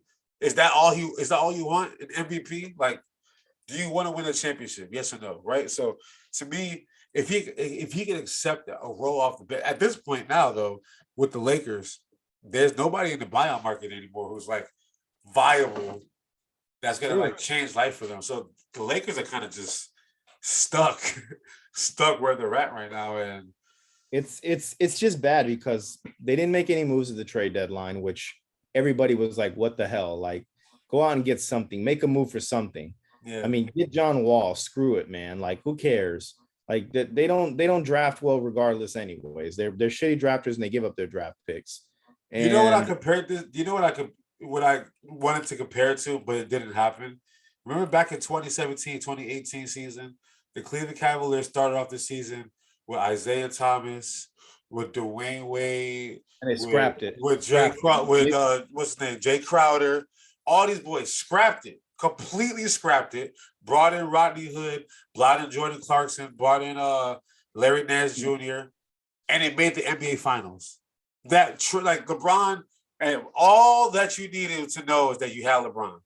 It was Jordan Clarkson, it was Rodney Hood, it was what's his name? What'd you say? Larry Nance Jr. But I'm thinking about the point guard that missed the free throw in game one. Either way, they had a brand new team from February to May, well, to June, obviously, and made the finals. I'm like, and I thought the Lakers would follow that model and look, we screwed up in the first half of the season. We didn't put the right teams together. Let's get rid of this, that, and the third, and even if they're not household names, just put them around LeBron. Just put some shooters around LeBron, and he'll figure it out. And the fact that Pelinka didn't do it Now all of a sudden you see LeBron saying, what's his name from the Rams, Snead, that's my kind of GM. Then he goes to Buddy from OKC. He's the real MVP because he found Josh Giddey, Sam Presti. He found Giddey for OKC. I don't know. He's taking subtle shots at Pelinka, but to me, if it was me, I'm very, like our last episode, petty and heartbreakers. I'm very petty and I'm very passive aggressive. I'll be taking super petty passive aggressive shots to Pelinka, like, yo, F them picks, bro. I don't care about no 2027 pick. I don't care about no luxury tax. I don't care about none of that. You go all in to win championships. That's what you do. Like, to me, the Bucks went all in, got Tom Brady, got a championship. He may or may not come back next year. Who cares? They got one. They got Antonio Brown. They did all the Gronk shit. They did all that stuff. They won a championship. Do you think the Glazers or Light give a damn about what happens next year with Kyle Trask or Blaine Gabbert? No, they got a ring. Stafford, they gave up every pick they have, got a ring. Listen, fuck them picks. Who cares about them damn picks? If you have a guy, generational talent, go all in every year. Who cares? Like, that's to me, who cares? And at the end of the day, you're the Lakers. When do the Lakers make draft picks that turn into superstars? They didn't even draft Kobe. They didn't draft Kobe. They didn't draft Shaq. Like, Magic Johnson was the last great Laker that they drafted that was like household name. You know what I mean? So I don't know, man. It's just they need to just get out of this mindset. Like, oh no, we don't want to mortgage our whole future for one guy. Hey, yeah, it's a lot of things. It's like organized chaos over there. It's like one guy who's clocking in and do his job every day in LeBron James, and you see it. Then you got another guy who's like a disgruntled employee in Russell Westbrook that wants to be more involved, but like they're telling him this is your job and he doesn't want to do it. So they're like, guy's making the most on the team. We really he's can't. actually played a little bit better as of late, to be honest with you. It's not what they need. They need, like the whole concept of getting like a Damian Lillard would have been perfect. A guy that could just shoot. Like, I see LeBron penetrate, pass the ball to a wide open Russell Westbrook at the top of the key. And if that was a better point guard that could shoot, that's an easy bucket. Now it's like, ooh, don't do that. Just make the extra pass, bro. They let him open. They let him open, man. Yeah. They let that man open. Yeah. It's just unfortunate, man. The Lakers, like they probably even make the playoffs, man. It's sad. They'll make the play in. They'll make the play in, and then we'll see what happens after that. They probably get swept. But all right, next storyline. Yeah. With that being said, Phoenix Suns, Chris Paul, because they might make the play in the LA and then play Phoenix in the first round. But Chris Paul's out 6 to 8 weeks. Do you think that's going to affect how? Because they're 6.5 games clear of Golden State right now for first place. A, does that first seed matter to him? And that's a big crack in your offense because we're the biggest preachers of it. If anyone preaches it, I don't care what any fucking other podcast or any person says. Chris Paul is the glue to your organization. That man knows where everything is, what's going on. Yeah, like they better be calling Cliff Paul right now and being like, "Hey, can you like put down the fucking homeowners insurance and come over here and get some dimes?" Because call his son up just to be in the locker room. Chris Paul does wonders for your organization. He is a wizard, and it's gonna hurt the Suns. I feel like they might drop to a 3 or 4 seed because of that. Well, I mean, 6.5 games clear of Golden State, 8 games clear of Memphis. What we're gonna see here is how good Devin Booker really is what I feel like. Can he carry this team now and be the guy that we're said is superstar, second coming of Kobe? Could he be Kobe Bryant? Do you think he can? No, I don't think so. There'll never be another Kobe Bryant. Not Kobe. No. Can he be Kobe-esque? Not Kobe Bryant, Kobe-esque. We see flashes of it. Yeah. I don't think so. I just think that's your idol and you model your game after him, but you shoot more threes than Kobe did. But his mid-range is beautiful too, though. Mid-range is beautiful. Like he needs to get a good mid-range and just stick to that. Kobe did it all though, man. And I don't know, Devin Booker, like he's just a guy I feel like he's just always mistreated every year in the NBA. Like we forget about him and then we talk about him like, oh man, Devin Booker's good, but he still doesn't make our top 10 list. So top 10, he's in my top 10. He ain't in All my right, top. he's giving us 25 a game. He's shooting 44% from the field. I don't like. He's shooting 36% from three, which I don't like. 5 rebounds, 4 assists. Yeah, it's gonna be tough. He needs to step his game up a little bit. He need to be around 28, 29 points a game. But his field goal percentage got to be better than that. Yeah. His field goal percentage. This is where it's gonna be the time to do the talking. If you're this guy that we've been promised, so Devin Booker's gonna have to come up big. The point guard is going to probably be Cameron Payne now, and like that's not. But I don't like him. If he's a starting point guard, I don't like that. I don't like that for Phoenix. I don't like that. Cameron Payne is a great off the bench, change the pace kind of player. To be a starting point guard, I don't like that for him. I don't like that role for him. But yeah, looking at Devin Booker's stats over the years. For somebody who shoots that, to me, I see him. He shoots really well. He's a career 35% 3-point shooter. He just he hits the big shots is what he does. He hits big shots. Believe it or not, I think Kobe was same percentage. From 3 at least. Modeled your game after him. But all I'm saying is that we know Ayton's going to play in the paint. We know that. Same shit, actually. Holy shit. Yo, their stats are identical. Holy moly.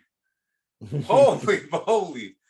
Devin Booker, 23 points a game, 45 from the field, 35 from 3. Kobe Bryant, 25 per game, 44 from the field, 32 from 3. That's crazy. Assists and rebounds about the same as well. That's pretty crazy. That is crazy. But let's see what he can do. That's going to be the test of time here if Phoenix wants to keep that one spot. It's going to be tough with Chris Paul out, but that's a big loss to Phoenix, man. And I don't know why he wants to start game to play for a little bit.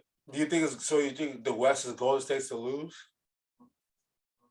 I think Golden State's just gonna do what Golden State does, bro. Wiseman's gonna come back healthy with a better head on his shoulders. Draymond Green will be in his ear chirping. And are we sure about Wiseman? I'm sure about Wiseman. I'm sure. Like, what has he done? College, he only played a few games. NBA, he played a few games. I haven't seen.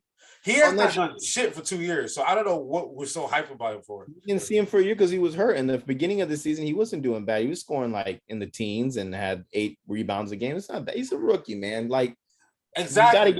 He's not even grown. He hasn't even grown to his NBA body yet because he's been hurt. It's still a name to be scared of when it comes back. That's all I'm saying. That's the second overall pick. He's not going to get the playing time. He's not was the second overall pick. Don't compare him to his team to beat. Okay? Don't compare. Michael Beasley was a second overall pick. Michael Beasley's dropped 20 points a game too. Did he win a championship? He didn't because didn't want to give that up. But all I'm saying is it's too early to sign. Like they haven't given up on him. But they got too many. They got Andrew Wiggins. They got Draymond Green, All-Star, and starter. Starter Andrew Wiggins. Draymond, they got Clay, who's playing pretty good. They got Steph, and they got all these bench players that play very, very good. Like Gary Payton Jr. is jumping out the gym. I never knew the motherfucker had hops or could defend players. He's pretty good. Well, the defense is there. His dad made sure that was a thing.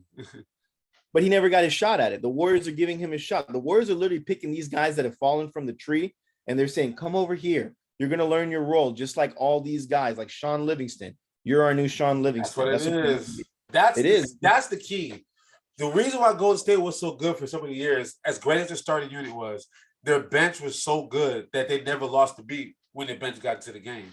Nowadays, it's the same thing. The bench get in, they don't lose, they don't miss the beat. Like Steph can chill. Like Steph can literally just chill and watch Jordan Poole go for 20 easy. Watch Gary Payton Jr. D up. Watch Scammon Anderson go dunk some basketball. I don't know. It's like I would say now with Phoenix's injury to Chris Paul, I would say Golden State has a better outlook on life, but I don't know what's going on with Draymond Green.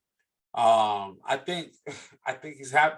He was working the sideline for the All-Star game, man. I'm thinking he's like, bro, you know what? I like it out here. I like it out here. So I don't know. We'll see what's up with his Draymond back. is weird.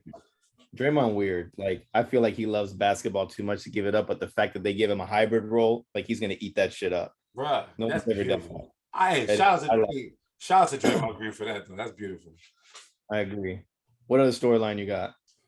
I got to see what's going on. How does James Harden and That's Joel what I was Embiid? gonna ask. Yeah. How do How you is feel it James Harden and Joel Embiid relationship going to work? Like, I really want this to work. Obviously, I was excited for a little bit. Then I started questioning things, and now I'm missing Seth Curry. Now I'm missing Seth Curry a lot because now they're getting Goran Dragic and Kyrie full time back. I was like, well, damn, this is highway robbery. Now, because they got Dragic and the man they got lifted, and I know Durant coming back soon, I'm like, damn, this is highway robbery now. That's what it feels like. So, man, I really hope. I think it'll be fine. I think we'll be fine, but Embiid got to stay healthy because now I just saw without having Drummond as our backup center anymore. When Embiid's out the game, we're playing Paul Millsap. We're playing Paul Millsap and Paul Reed, and Paul Millsap is too old and Paul Reed is too young. It's like Drummond was like a good backup center because he's a veteran backup center. And although he's not like gonna blow you away with the things that he does, when he starts, he be getting you 25, 30 rebounds. I've seen it happen for us this year twice, I think. So I don't know. It's a little scary where we're at. I think if you looking at the power rankings in the Eastern Conference, I would officially give Brooklyn number one. I would probably give Miami number two and then us number three. But that's hard for me to say because I think Milwaukee's even better than us too. So it's like, where do we really, fall? And then what James Harden we're gonna get? So I'm a little concerned about a few things, but this is make or break. It's either this year or never. That's how I feel. Like this is the only possible year I think we even have a shot to win a championship because Joel Embiid, I don't know how much he has left in his tank to be this great, but I can't foresee him doing this again and again and again. Because as a big man, your body starts to break down. Yeah. James Harden is already in his 30s, and his body started breaking down because he eats donuts a lot, and his hamstring sucks, and he goes to too many strip clubs, and he's having these big old girls from the top of the pole land directly on him, and I don't know if that's good for his legs either. So I don't know. It's either this year or never, and I am a little concerned about that. So it's concerning. I will say, as a Sixer fan, as fun as it was as it happened, Brooklyn literally got better in a week, and we haven't played basketball. We haven't played a game of basketball in a week, and Brooklyn already got better. So I am a little concerned personally. So that's my story. What are we gonna do? What are we gonna do?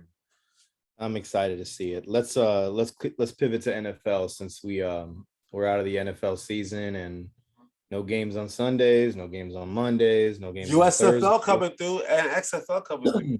Tampa Bay Bandits, baby, what's up? Their logo is literally a Madden logo. Hey, yeah, cool. It's literally a Madden logo. Cool. So let's discuss the cryptic post from Aaron Rodgers the other day, basically. Oh my God, Aaron. Thanking everybody and not knowing if I'm coming back or if I'm retiring playing. And then his lineman puts the grand old Grand Theft Auto meme. Here we go again.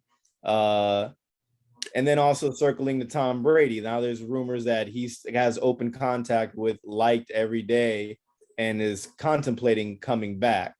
Like, oh, Brett Favre, God. One somebody tell that old man to go throw some more footballs to David Beckham. You got a family, bro. Come on. Exactly. And Aaron Rodgers, like, come on, man. Like, don't tease us like this. We know. Come on, man. Jeopardy ain't gonna bring you in there to host the show. They don't want to do that now. What do you think of all of this? Where do I start? Aaron. I'll start with Aaron. Aaron. I don't know. Like, to me, the idea of him going to another team wouldn't surprise me. So if he wanted to go to the Broncos, like everyone's predicting, wouldn't shock me. But the NFC next year all you have to worry about is the Cowboys. We'll see what Tampa brings back at quarterback. And that, I mean, the Rams are not bringing back the whole roster. I mean, you have Stafford, but you're not bringing, like, we don't know what the Rams are going to bring back next year because their cap situation is really tricky, right? And Whitworth's done. 50 caps have been done. Look what the Bucks did. Whitworth is probably going to retire. He's 40. OBJ has an ACL. Robert Woods coming back from the ACL. Running game, we'll see. So I don't know what we're going to see from the Rams. So why would Aaron Rodgers leave the NFC to go have to deal with Mahomes, Herbert, Josh Allen, Lamar Jackson? Why would Lamar Jackson? Why would he leave the easy NFC to go deal with these boys in AFC? I don't get it. So if he decides to go to the AFC, then more power to him. But to me, he said he just came off of a 12-day cleanse and he was just feeling very thankful. Listen, man, I've gone on a few cleanses before and I come out feeling great. So I get it, but I don't know. I'm not posting all that stuff on Instagram if I'm not leaving a situation. So, yeah. So it's either he retires or he goes to Denver, which to me would be the only other team he would go to.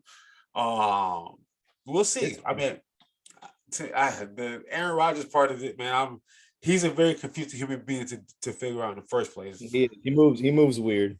But Tom, man, I don't know, man. I have two magazines right here. If y'all can see. One is Tom versus Time.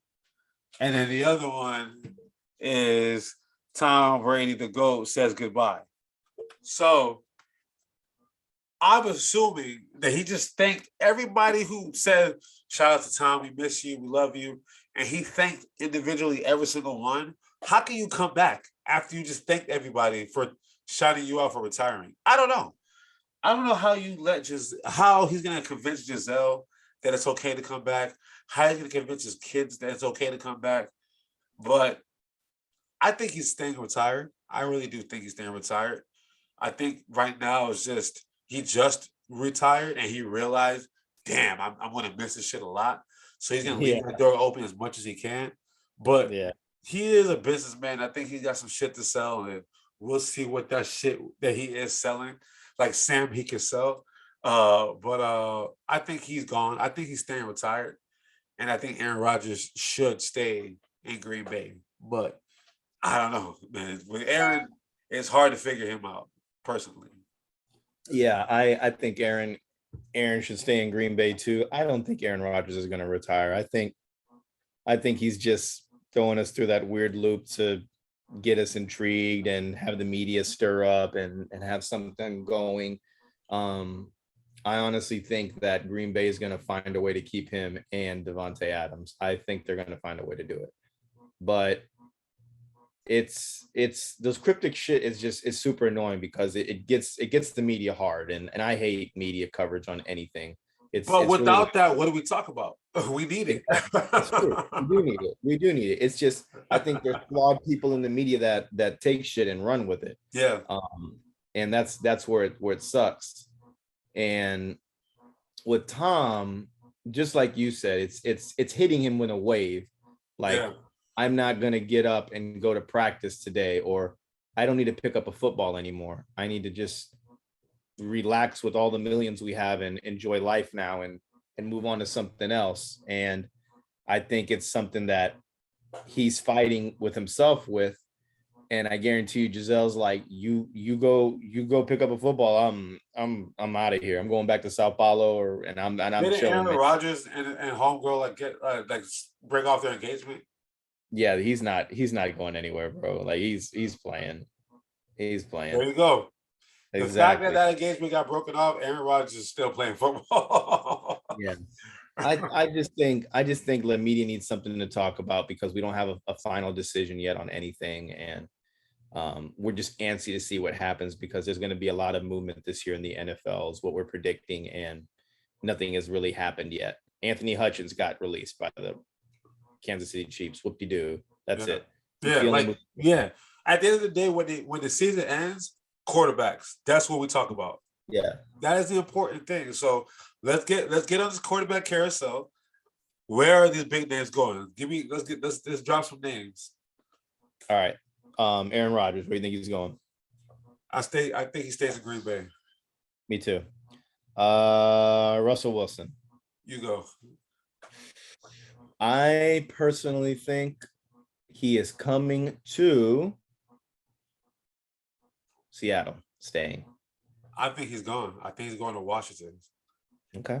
I think everyone keeps pointing to us, the Eagles. I keep hearing it.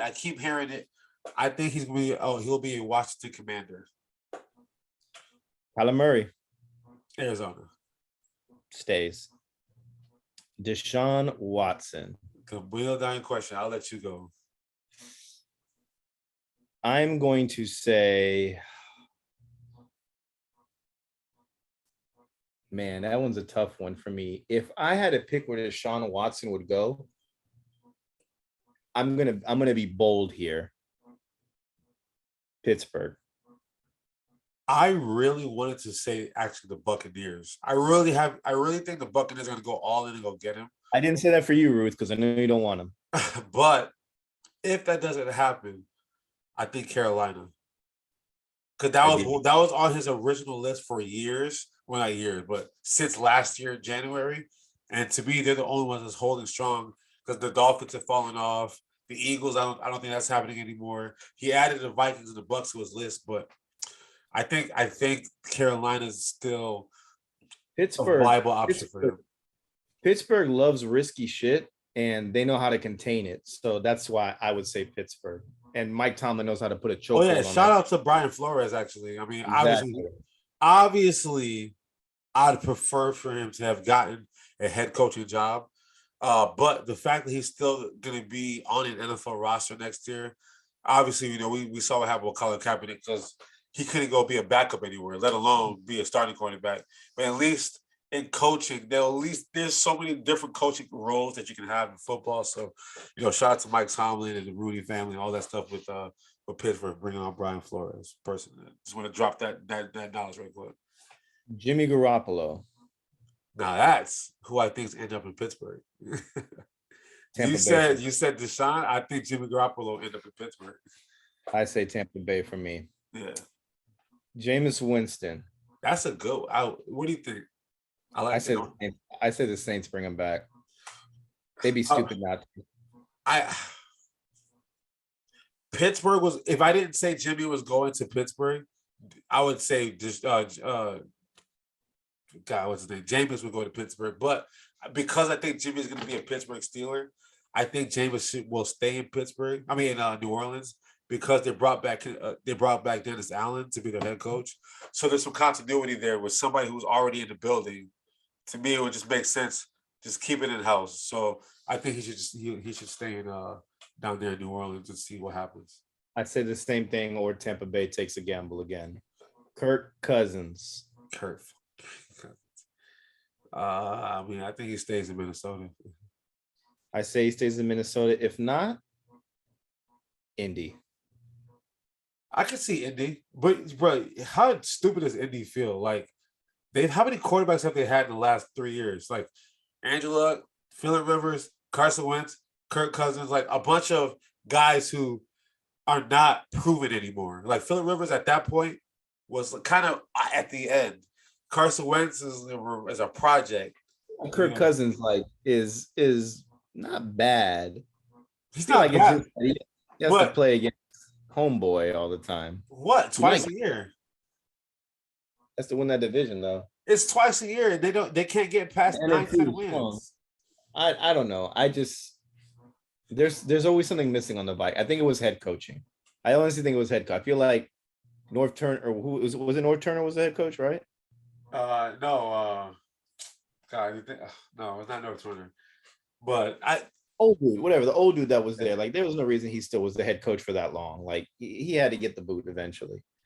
So, I can see Kirk Cousins coming back to Washington. That would be dope. I could see that, but I think he stays in Minnesota. But if not, Indy. Mike Zimmer, Mike Zimmer. Mike Zimmer, that's the guy. All right, that's all I got for you. That's all. Carson Wentz. Carson Wentz is a good one too. I say backup role somewhere. No, he's gonna be a starter. I said Tampa Bay. I said that last week. Like, yo, why not go get him? But I say Tampa I think Bay, Carson Wentz is gonna be a starter next year somewhere. Houston.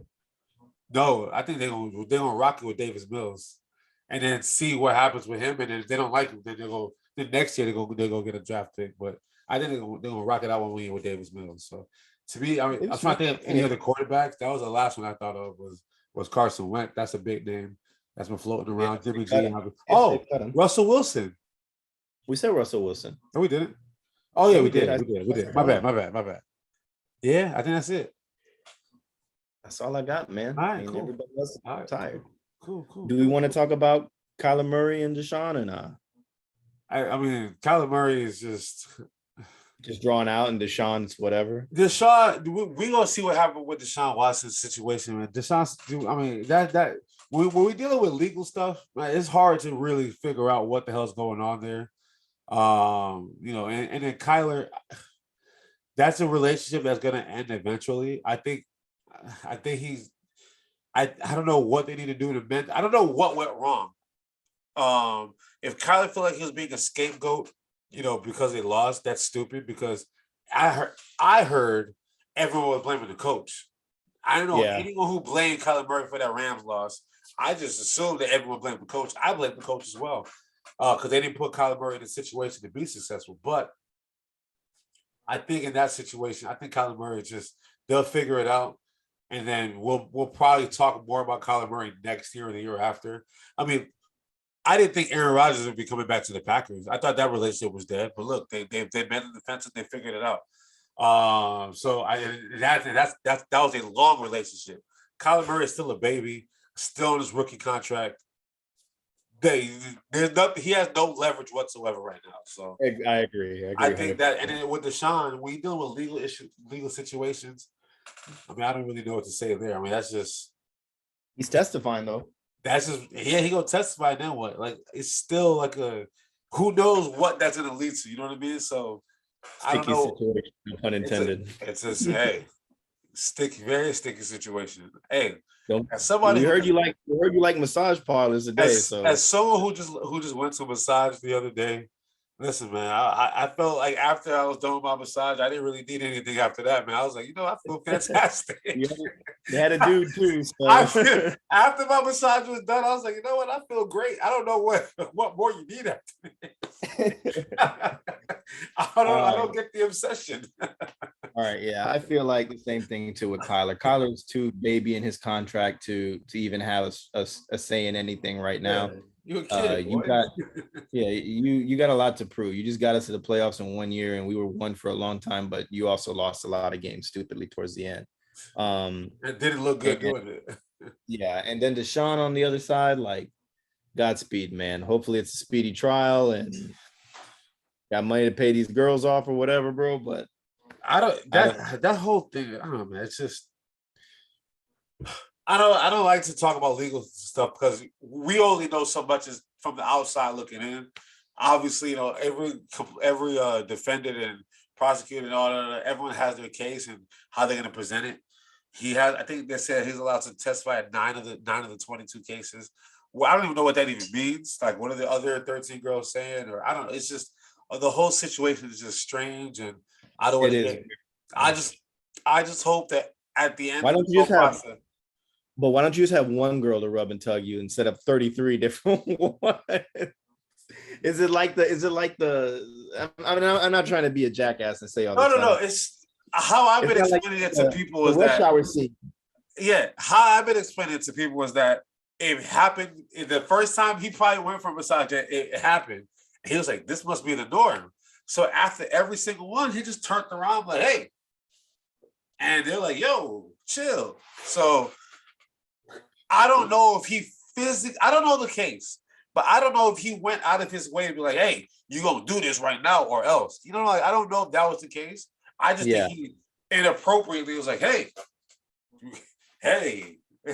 half master, what are we gonna do?" You know what I'm saying? Like, hey, you know what I'm saying? So it's like, obviously, if I was to do the person doing the massage, I'd be like, "Yo, what the hell are you doing, cuz?" Like, you know what I'm saying? But hey. I can't speak for all the defendants. I can't speak for all the victims. I can't speak for nobody. All I can say is I hope at the end of this whole process, both sides are okay with the turnout. You know what I mean? Because I don't think Deshaun Watson's a bad guy. I just think he was a dumbass kid. That's all it was.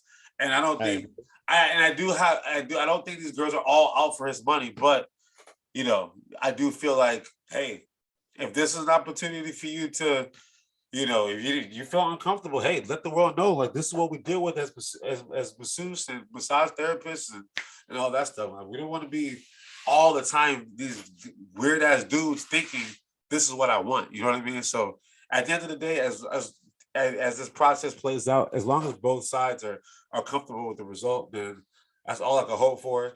The NFL will handle Deshaun Watson accordingly. You know, for example, you as a Jets fan, you know, if they said they're gonna suspend Deshaun for 8 games, would you still want him on your team with everything that comes with it?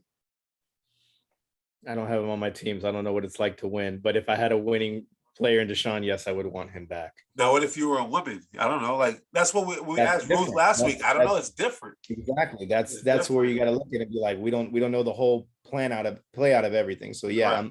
I'm with you when it comes to legal things. It's what you can prove. Exactly. You know, that's how you do it. Yeah. So. You know, very Denzel Washington of me on that. It's not about what you can prove. No, it's not about you know. It's what you can. It's not about what you know. It's about what you can prove. Training day, baby.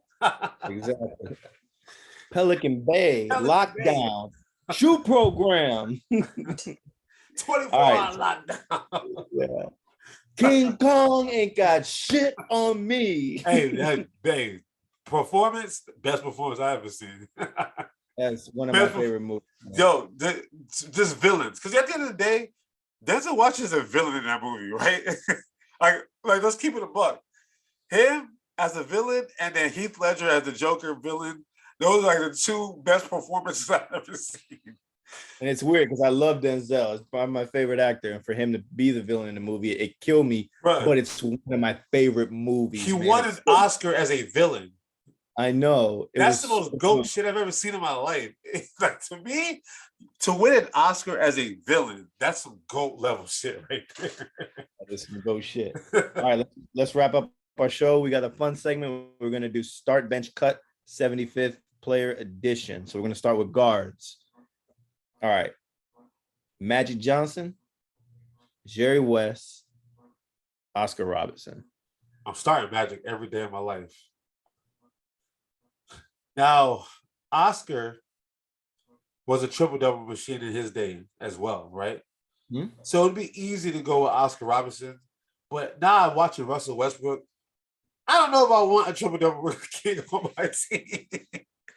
I might actually bench Jerry West and cut Oscar Robertson. I think everyone, the respect level for Jerry West is so high. You can tell the old-timers, the logo, the fact that he's the logo, you can't cut the logo from the guard. So I'm going to start Magic Johnson every day of my life. I'm going to bench Jerry West. I'm going to let Oscar Robertson kick him to the curb. No offense, obviously. I'm doing the same. I'm doing the exact same. All right, forwards. The big fundamental Tim Duncan, the mound round rebound Charles Barkley, or the mailman Karl Malone. I'm going to let you go first. This one's hard for me, man. I'm going to start Tim Duncan. I'm going to bench Karl Malone, and I'm going to cut Charles Barkley. Wow. I really thought you were going to bench Barkley and cut Malone. But I'm doing the same. I'm doing the same thing. Malone doing the same thing. Malone doesn't get the love he deserves because he lost to Michael Jordan all the fucking time, man. Yeah, I mean, you look at Karl Malone's stats, like he's a monster, man. And when you look at his body size, like it's insane. Like that, James. Like he's bigger than LeBron. He's a bigger LeBron James. And a country boy at that, man. That's why he's bigger. That's that Louisiana swole. Jesus. Man. He got that Southern swole. Get that Zatarans on him or some shit, man. I really thought you were gonna. I thought you were gonna cut Malone. I'm happy that you benched Malone. Like Malone, I mean, he's would the have second leading all-time scorer. Like, damn. I know. I would have to cut Barkley for the fact that he never won a championship Neither and did he's Malone. undersized. Neither did I Malone. know, but his accolades are better than Barkley's in my opinion. Correct. No. But- I agree. I 1,000% agree. Okay, centers now. This one's kind of tough. Kareem, Shaq, Hakeem. Wow. I plead That the one's a fifth. hard one. I plead the fifth. It's hard for me, man. All right, go first. I gotta think about this one. I'm going with this one because of it's so tough. It's so tough, but I'm definitely picking up my phone call and saying, we're gonna call you. We're calling you back. Don't worry. Practice squad. I have to start Kareem. I have to start him. Oh my God, I can't believe I'm gonna say this. I am benching Shaq and I'm cutting Hakeem. But I'm calling Hakeem really, really quick. We made a mistake. So I'm gonna give you this. I'm gonna give you my three, and I'm gonna give you a caveat. Okay. When I look at the top 5 players of all time, I have Michael Jordan and LeBron James 1A and 1B. I have Kobe and Magic Johnson 2 and 3, or 3 and 4, however you want to rank it. Though I don't care who you pick between. I actually have high respect for Magic Johnson. So I got LeBron, Michael, Magic Johnson, and Kobe Bryant all in my top 4, and spin it however you want to spin it. And for me, number 5 is Kareem. But for purposes of this specific list, because in my lifetime, I did not watch Kareem, I watched Hakeem, and I watched Shaquille O'Neal. And as great as Kareem Abdul-Jabbar is and was, and to me, like I said, I have Kareem Abdul fifth in my all-time list. But I'm starting Shaq because in my lifetime, I've seen a lot of basketball players. I've never seen a player unstoppable before, and then I saw Shaq. Then I watched Shaq. I'm like, how do you stop this man? I have to start Shaq. Then Hakeem Olajuwon, back-to-back champion. That was like when I really started watching basketball, with those back-to-back championships, because he's Nigerian. My mom was like, oh my God, look, he's Nigerian. And that's when I really started watching basketball. And Hakeem, to me, is the most disrespected basketball player ever. I think he was way ahead of his time. So I'm going to start Shaq. I'm going to bench Hakeem. And I'm going to let Kareem walk. I'm lying, bro. I gotta cut Hakeem. I gotta bench Kareem, but I'm still starting Shaq. No matter what, I'm starting Shaq no matter what. I think I'll probably start Shaq and bench Kareem.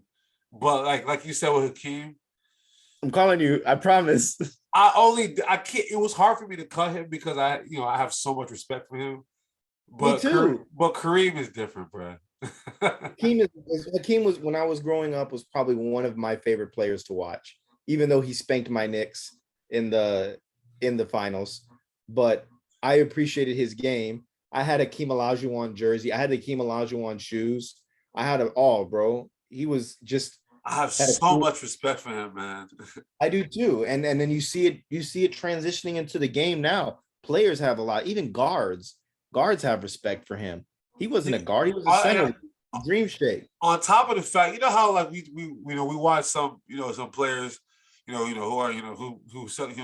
do Ramadan while they play, and it's kind of freedom, whatever his dumbass name is. No offense, I'm sorry, my bad, but whatever his name is, I see him do Ramadan, and he's using it like, he had 28. Oh, he had 15 and 7. I see Hakeem Olajuwon do Ramadan. He get 30 and 15 with 3 blocks, and 3 steals. So for me, it's like, don't compare the two. I'm sorry, he's not the only player that who practices that while he's playing. So for me, cutting Hakeem is not what I want to do, but I'm starting Shaq no matter what. I'm benching Kareem, and I got Hakeem on the phone, but I'm not cutting him, but I'm leaving him on hold. Like, hey, bro, I'm gonna leave you on hold, and then I'll call you. I'll call you real quick. So yeah, that one was really tough. That one was really tough for me. But Kareem is an all-time leading scorer, had the most unstoppable skyhook shot ever. I mean, he won that championship with Milwaukee. God, I mean, that was like, bro, that's hard to do at that time, bro. It was hard to do. So, and then the UCLA, he never lost. He basically and in high school, lost. Same thing in high school. He was winning everywhere he went. Bro, you can't poo-poo on Kareem. So, my bad. I'm starting Shaq still. I'm benching Kareem, but he's 6 Man of the Year bench. And Hakeem is like, damn, bro, I wish I didn't have to cut you, man. But I got you all hold. He said, I got 80s Kareem right here. Right? That's all the bit. All right, I'm gonna leave it off with one more. I'm gonna give you coaches. Okay. I'm gonna give you Doc Rivers. Okay. Eric Spoelstra.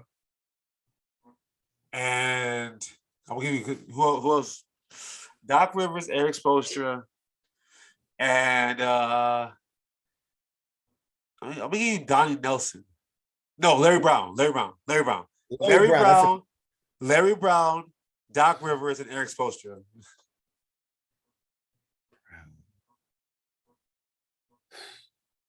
Tough.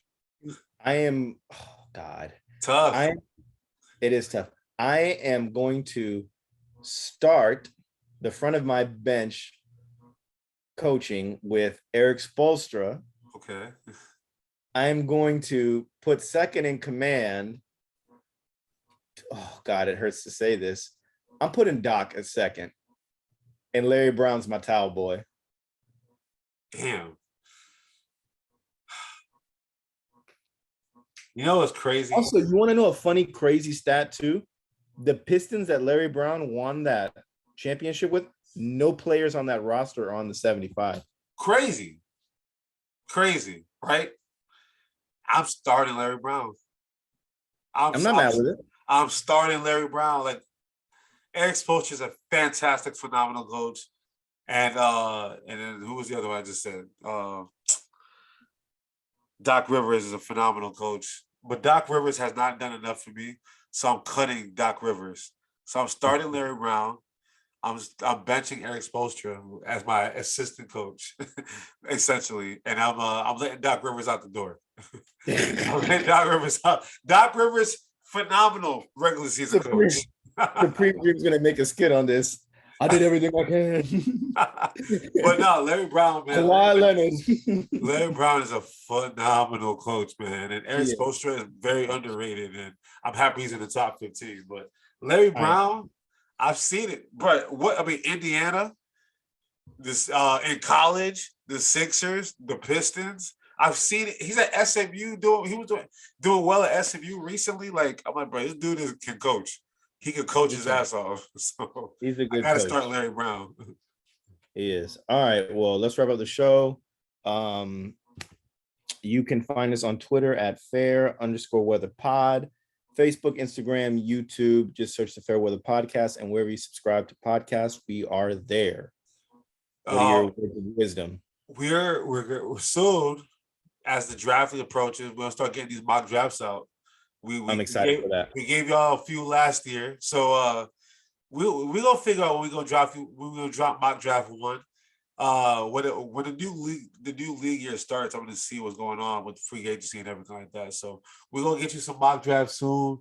We're gonna get some more guests on. You know, we really appreciate our last two that we got on, Jamal and Ruth. So we got some more things coming in season 3. Shout out to LeBron. Shout out to Michael Jordan in the background. You know, shout out to Obi Toppin's bum ass for witnessing. I'm playing. Obi's not a bum. My bad, Obi. I love you, Obi. You're a good player. We gotta get rid of Tibbs, though, man. We gotta get rid of Tibbs. Y'all gotta drop this, bro. He ran y'all to the ground already. Kemba Walker. Hey, shout out to Kemba Walker. You know, for real, like, it sucks that you're not gonna be allowed to play no more. He's a good sport. I love that, man. Bro, buy him out. Listen, my last message to the Knicks: just buy him out, bro. Just let him just go be free and go chase a ring somewhere. Because, like, what are y'all doing? You're right by him. You're right by him. Because for real, like, he didn't have to come to New York. You did this to him, then he won Player of the Month when he came back. See, Cartier Kemba, man. Shout out to Cartier Kemba. Shout out to everybody. Hey, basketball is back for the rest of the season. USFL, we got the Tampa Bay Bandits. What else? That's it. I got nothing else to say. Shout out to everybody. Fairweather Podcast. It's your favorite podcast in the world. Can't hold this close. You don't want all your producers in the video dancing. Come on over to the Fairweather Podcast. All up in the video. Dance. Come on to the Fairweather Podcast. Peace.